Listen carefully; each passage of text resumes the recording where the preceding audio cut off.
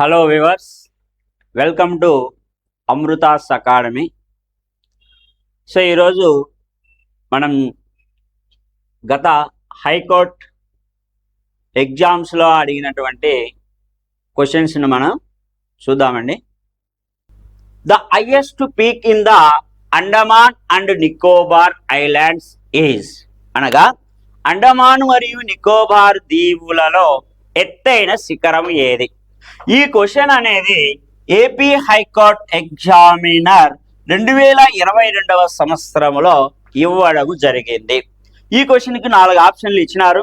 Saddle peak, mount Diavolo, mount Koyob, so mount Thuillier అని ఈ 4 ఆప్షన్లు ఇవ్వడం జరిగింది. అయితే ఈ 4 ఆప్షన్లలో మనము ఆన్సర్ చెప్పుకునే ముందు అసలు అండమాన్ నికోబార్ దీవులలో వీటితో పాటుగా ఇంకా ఏమైనా ఎత్తైన పర్వత శిఖరాలు ఉన్నాయా?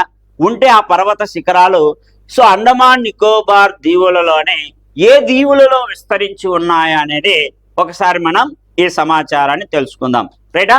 అయితే చూడండి, అండమాన్ నికోబార్ దీవులు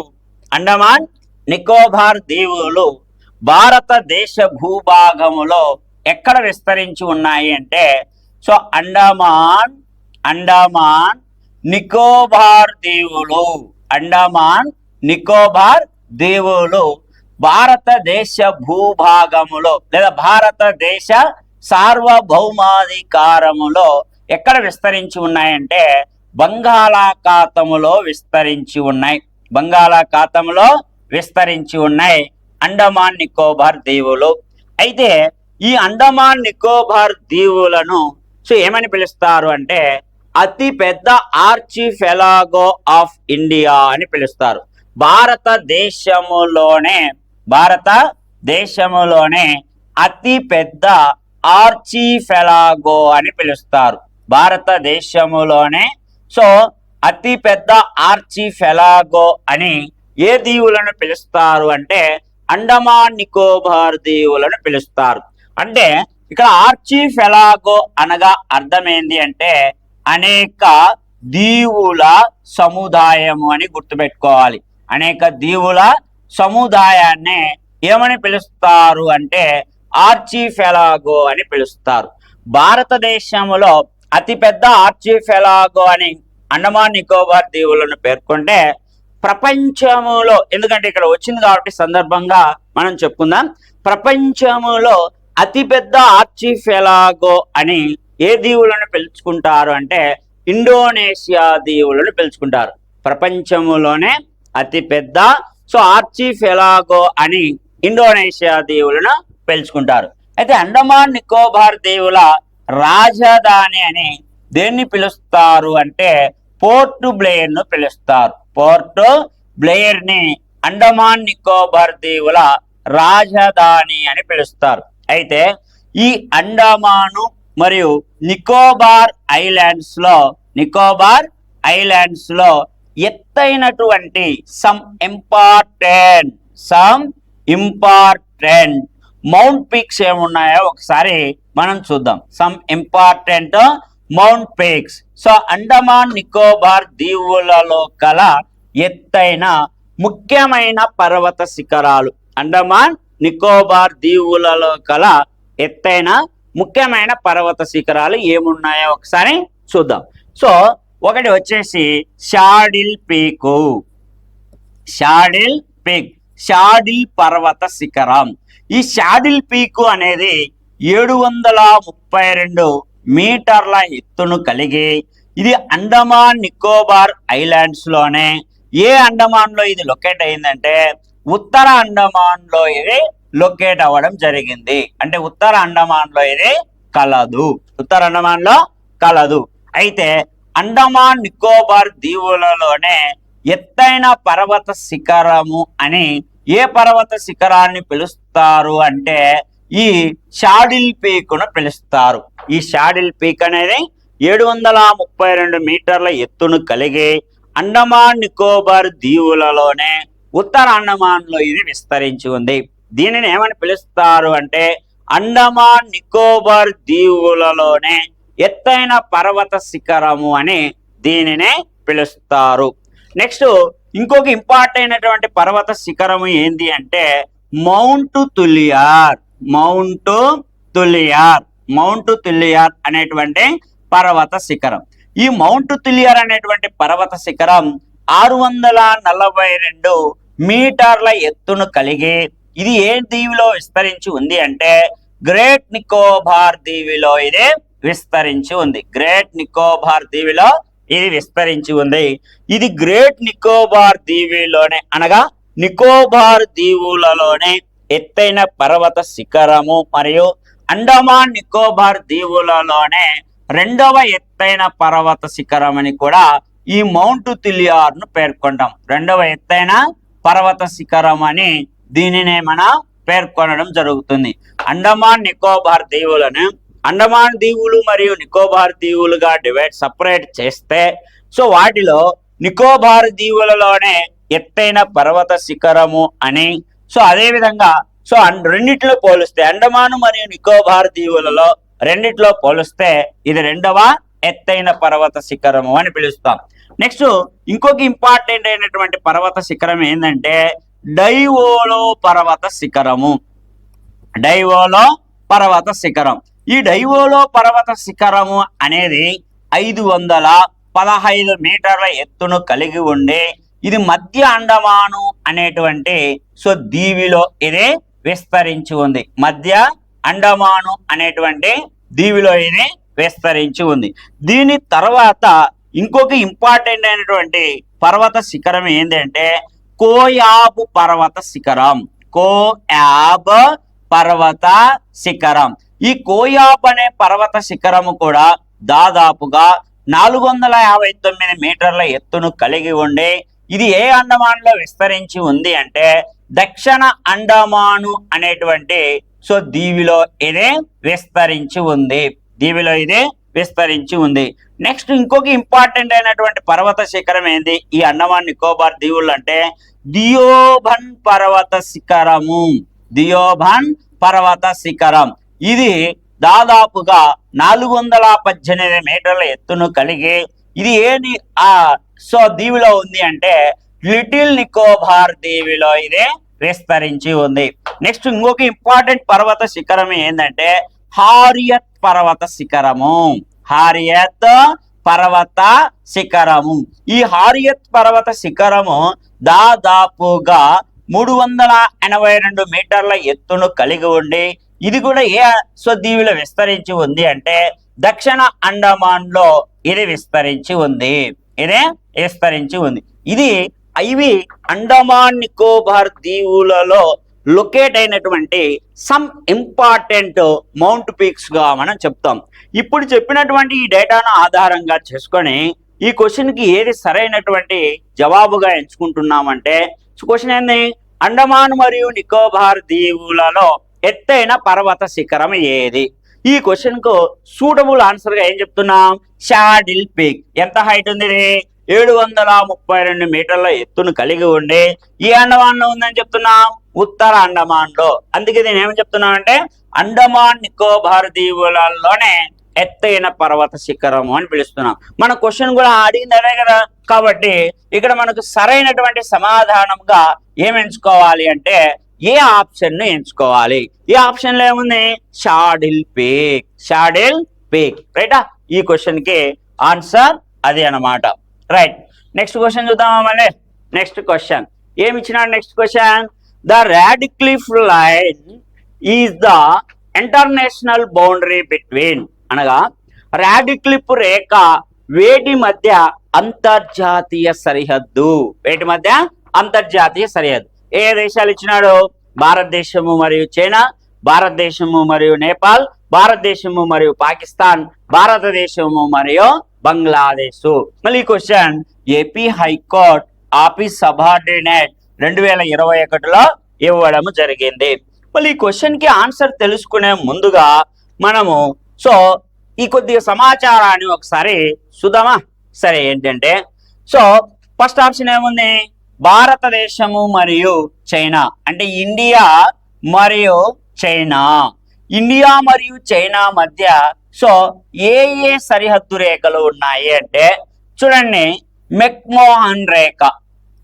మెక్మోహన్ రేఖ, మెక్మోహన్ రేఖ. ఈ మెక్మోహన్ రేఖ అనేది ఏ సెక్టార్ లో ఉంది అంటే ఈస్టర్న్ సెక్టార్ వెంబడి, తూర్పు సెక్టార్ వెంబడి భారత్ మరియు చైనాల మధ్య విభజన రేఖగా ఉంది ఈస్టర్న్ సెక్టార్ వెంబడి. ఇదే ఇండియా చైనాకు మధ్య ఎల్ఓఏసి రేఖ, ఎల్ఓఏసి రేఖ. దీనినే వాస్తవాధీన రేఖ అని పిలుస్తాం, వాస్తవాధీన రేఖ అని పిలుస్తాం. ఈ వాస్తవాధీన రేఖ అనేది ఏ సెక్టార్ లో ఉంది అంటే ఇండియాకి చైనాకు వెస్ట్రన్ సెక్టార్ లో ఉంది, గుర్తుపెట్టుకోవాలి. రైటా? సో ఇవి ఇండియాకు చైనాకు మధ్య మనకు ఉన్నటువంటి విభజన రేఖలు. నెక్స్ట్ ఇండియా నేపాల్ చూద్దామా. India Nepal, India Nepal, India Nepal ఒకసారి మనం చూసినట్లయితే ఇండియా నేపాల్కు మధ్య ఎలాంటి విభజన రేఖలు లేవు. అయితే ఈ ఇండియా నేపాల్కు మధ్య 1816వ సంవత్సరములో ఒక ట్రిటీ, ఒక ఒప్పందం, ట్రిటీ అనేది జరిగింది. ఏంది ఆ ట్రిటీ పేరు అంటే సుగాలి ట్రిటీ, సుగాలి ఒప్పందము అని పిలుస్తాం. ఈ ఒప్పందము ద్వారా, ఈ ట్రిటీ ద్వారా ఇరు దేశాలు ఎటువంటి వీసా నిబంధనలు లేని స్వేచ్ఛా సరిహద్దును ఇరు దేశాలు కలిగి ఉన్నాయి, ఇరు దేశాలు కలిగి ఉన్నాయి. అది ఇండియా నేపాల్కు మధ్య ఉన్నటువంటి ఈ ఒప్పందము. నెక్స్ట్ భారతదేశము మరియు పాకిస్తాను, భారతదేశము మరియు బంగ్లాదేశ్ ను చూసినట్లయితే ఈ రెండిటి మధ్య ఉన్నటువంటి విభజన రేఖే Radcliffe line, Radcliffe line. ఈ రాడ్ క్లిఫ్ లైన్ అనేది ప్రస్తుతం ఏ దేశాల మధ్య విభజన రేఖగా ఉంది అంటే ఇండియా పాకిస్తాను, ఇండియా బంగ్లాదేశుల మధ్య విభజన రేఖగా ఉంది, విభజన రేఖగా ఉంది. అయితే ఇది ఎప్పుడు డ్రా చేసినారు అంటే 1947వ సంవత్సరం ఆగస్టు నెల 17వ తేదీన సర్ సిరిల్ రాడ్క్లిఫ్ నేతృత్వంలో ఏర్పాటు చేసినటువంటి ఈ లైన్ నే ఏమని పిలుస్తారు అంటే రాడ్క్లిఫ్ లైన్ అని పిలుస్తారు. సో ఓకేనా. ఇది ప్రస్తుతం ఇండియా మరియు పాకిస్తాను, ఇండియా మరియు బంగ్లాదేశుల మధ్య విభజన రేఖగా ఉంది. కాబట్టి ఈ క్వశ్చన్ కు మరియు మనము సరైనటువంటి ఆప్షన్ గా ఈ రెండింటిని ఎంచుకోవచ్చు, ఈ రెండింటిని ఎంచుకోవచ్చు. ఏ రెండు? C and D. సో ఏది మీరు ఆప్షన్ ఇచ్చుకున్నా కరెక్ట్ గానే చెప్పుకోవచ్చు. రైటా? ఇది రాడ్క్లిఫ్ రేఖ వేటి మధ్య అంతర్జాతీయ సరిహద్దు అంటే ఇండియా అండ్ పాకిస్తాన్ మరియు ఇండియా అండ్ బంగ్లాదేశ్, గుర్తు పెట్టుకోవాలి. నెక్స్ట్ క్వశ్చన్ చూద్దామా మరి. నెక్స్ట్ క్వశ్చన్ ఏంటి? Next question, yellow revolution is associated with the production of, అనగా పసుపు విప్లవము, ఎల్లో రెవల్యూషన్ దేని ఉత్పత్తికి సంబంధించినది? దేని ఉత్పత్తికి సంబంధించినది? పసుపు విప్లవము అనేది దేని ఉత్పత్తికి సంబంధించినది అనేది అంటే ఈ question AP high court junior assistant 2022వ సంవత్సరంలో అడగడము జరిగింది. దీనికి కూడా 4 ఆప్షన్లు ఇచ్చినారు. అది ఏమేమిటి అంటే ఒకటి పౌల్ట్రీ అని, రెండవది ఆయిల్ సీడ్స్ అని, మూడవది సన్ఫ్లవర్ అని, నాలుగవది గోల్డ్ అని ఇలా ఇవ్వడం జరిగింది. సరే, మనం ఈ క్వశ్చన్కి ఆన్సర్ తెలుసుకునే ముందు కొంత సమాచారాన్ని మనం తెలుసుకుందాం. సరే, ఫస్ట్ ఆప్షన్ ఏముంది? పౌల్ట్రీ. ఫస్ట్ ఆప్షన్ ఏముంది సార్? పౌల్ట్రీ. ఈ పౌల్ట్రీ అంటే ఏంది? దీనికి సంబంధించినటువంటి ఏమైనా రెవల్యూషన్ ఉంది అంటే ఉంది. ఏంటి ఆ రెవల్యూషన్ అంటే పౌల్ట్రీ అనేటువంటి దానికి సంబంధించినటువంటి రెవల్యూషన్ ఏమని పిలుస్తారు అంటే పింక్ రెవల్యూషన్ అని పిలుస్తాం. పింక్ రెవల్యూషన్ అని పిలుస్తాం. ఈ పింక్ రెవల్యూషన్ అనేది దేనికి సంబంధించింది అంటే పౌల్ట్రీ మరియు ఆనియన్స్ కు సంబంధించింది. ఆనియన్స్ కే సంబంధించింది. ఈ రెండు పంటల సో ఈ రెండు యొక్క ఉత్పత్తులకు సంబంధించినటువంటి ఈ విప్లవాన్ని మనం ఏమని పిలుస్తాము అంటే పింక్ రెవల్యూషన్ అని పిలుస్తాం. అయితే ఫాదర్ ఆఫ్ పింక్ రెవల్యూషన్ అని ఫాదర్ ఆఫ్ పింక్ రెవల్యూషన్ అని ఫాదర్ ఆఫ్ పింక్ రెవల్యూషన్ అని ఎవరిని పిలుస్తారు అంటే దుర్గేష్ పటేల్ పిలుస్తారు. ఎవరిని పిలుస్తారు సార్? దుర్గేష్ పటేల్. ఈ దుర్గేష్ పటేల్ అనేటువంటి వ్యక్తి ఈ పౌల్ట్రీ పరంగా మరియు ఆనియన్స్ పరంగా సో ఎక్కువ అధిక దిగుబడిని సాధించే దానికి కృషి చేసినారు. కాబట్టి అందువలన ఈయన ఏమని పిలుస్తున్నాం? ఫాదర్ ఆఫ్ పింక్ రెవల్యూషన్ అని పిలుస్తున్నాం. ఎవరైనా? దుర్గేష్ పటేల్. నెక్స్ట్ ఆప్షన్ ఏముంది సార్ మనకి? Oil seeds. దీన్నే నూనె గింజలు అని పిలుస్తారు. సో ఆయిల్ సీడ్స్ సంబంధించినటువంటి రెవల్యూషన్ నే ఎల్లో రెవల్యూషన్ అని పిలుస్తారు. ఆయిల్ సీడ్ సంబంధించినటువంటి రెవల్యూషన్ నే ఏమని పిలుస్తాం మనం? ఎల్లో రెవల్యూషన్ అని పిలుస్తాం. మళ్ళీ ఎల్లో రెవల్యూషన్ యొక్క పితామహుడు ఎవరు? ఫాదర్ ఆఫ్ ఎల్లో రెవల్యూషన్ అని ఎవరిని పిలుస్తారు అంటే షామ్ పిట్రోడాను పిలుస్తారు. ఈ షామ్ పిట్రోడా అనేటువంటి వ్యక్తి సో భారతదేశంలో నూనె గింజల పంటల ఉత్పత్తికి సంబంధించినటువంటి అధిక దిగుబడి వచ్చేదానికి ఈయన విశేషంగా కృషి చేసినాడు. కాబట్టి అందువల్ల ఈయన ఏమని పిలుస్తున్నాం? ఫాదర్ ఆఫ్ ఎల్లో రెవల్యూషన్ అని పిలుస్తున్నాం.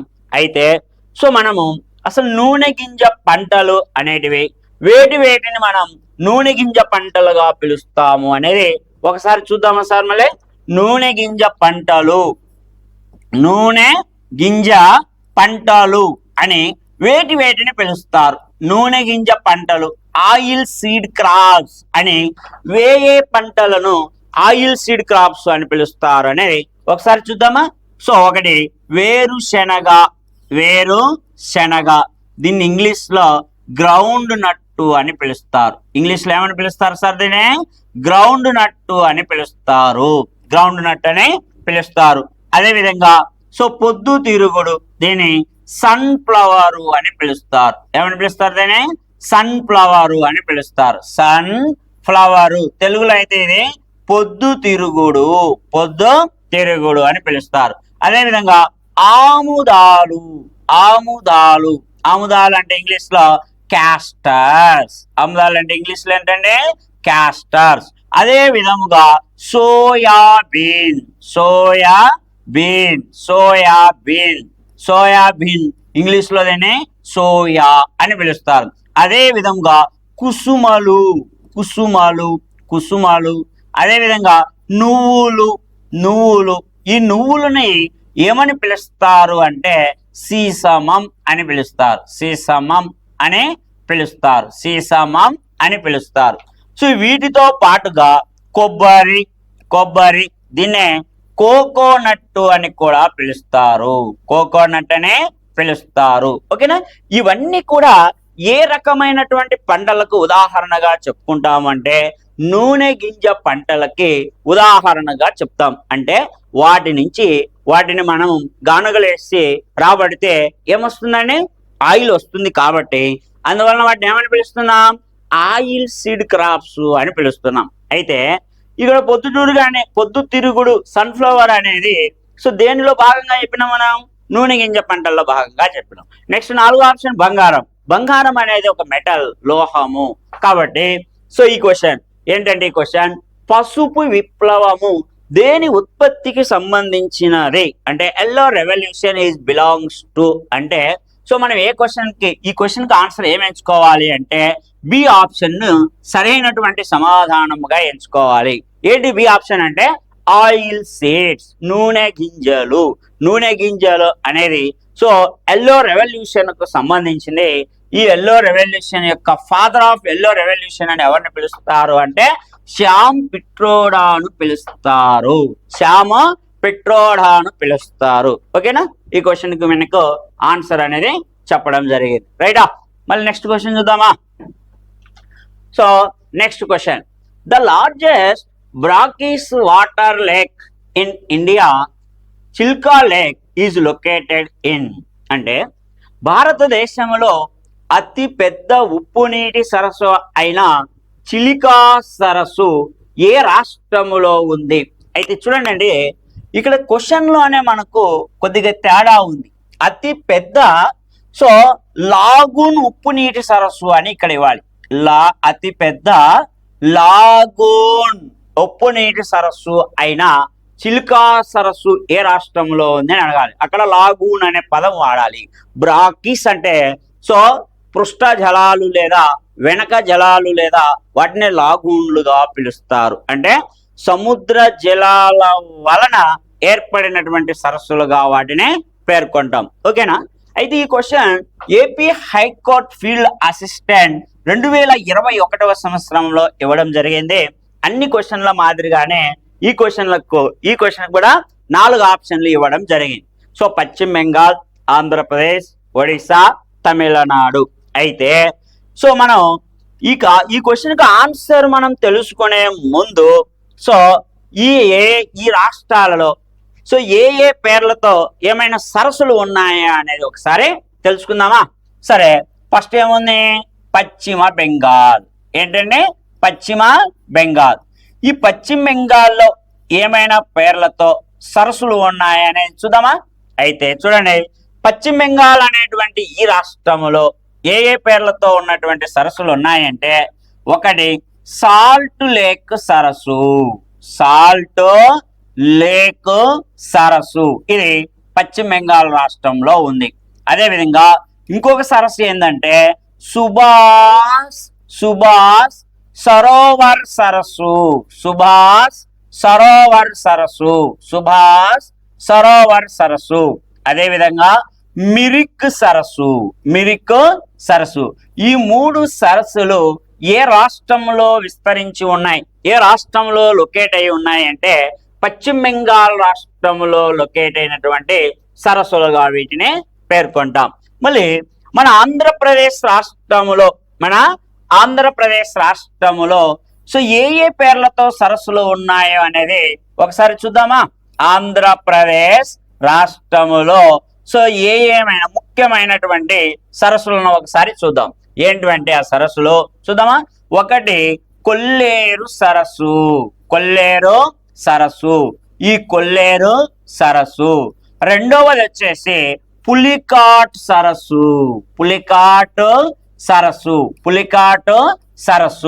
ఈ 2 కూడా ఆంధ్రప్రదేశ్ రాష్ట్రంలోనే విస్తరించి ఉన్నాయి. అయితే మీకు ఒక డౌట్ రావచ్చు, ఈ పులికాటు సరస్సు అనేది ఆంధ్రప్రదేశ్ మరియు తమిళనాడు రాష్ట్ర భూభాగ సరిహద్దులలో విస్తరించి ఉంది కదా, మరి మీరు ముఖ్యంగా ఆంధ్రప్రదేశ్లోనే చెప్తున్నారు అంటే దీనిలో 80% భూభాగము ఆంధ్రప్రదేశ్ రాష్ట్రంలో విస్తరించి ఉంది కాబట్టి అందువల్ల మనం దీన్ని ఆంధ్రప్రదేశ్లోనే చెప్తున్నాం, గుర్తుపెట్టుకోవాలి.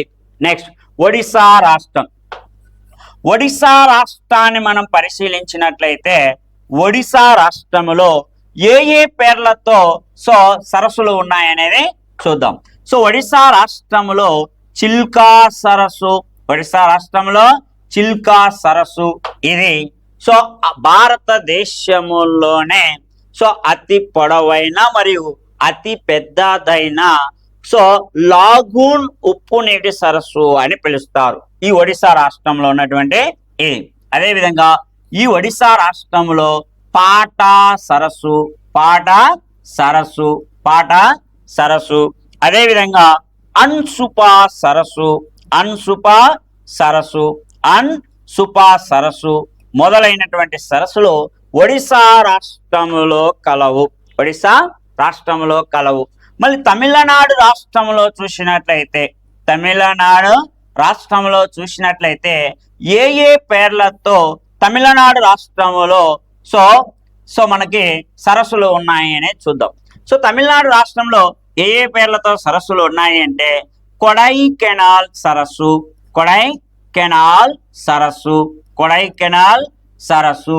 అదేవిధంగా ఊటీ సరస్సు, ఊటీ సరస్సు, ఊటీ సరస్సు. అదేవిధంగా వీరానాం సరస్సు, వీరానాం సరస్సు, వీరానాం సరస్సు. అదేవిధంగా కలివేలి, కలివేలి సరస్సు. ఇవి సో తమిళనాడు రాష్ట్రములో విస్తరించినటువంటి సమ్ ఇంపార్టెంట్ లేక్స్ అని చెప్తాం.